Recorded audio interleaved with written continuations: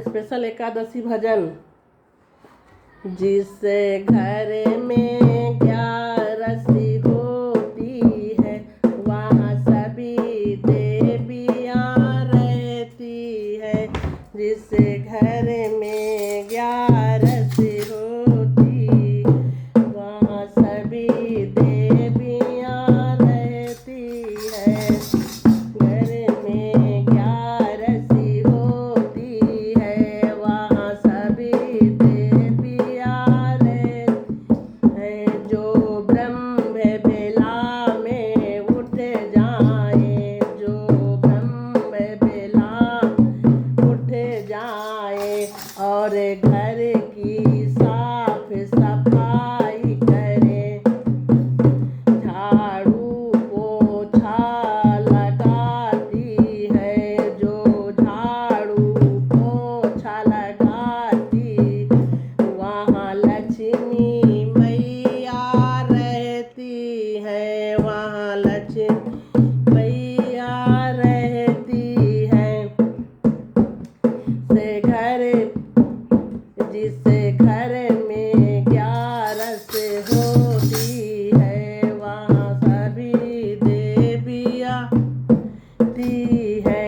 जो जल्दी उठे स्नान करे, जो जल्दी उठे स्नान करे और घर में पूजा पाठ करे, और घर में पूजा पाठ करे।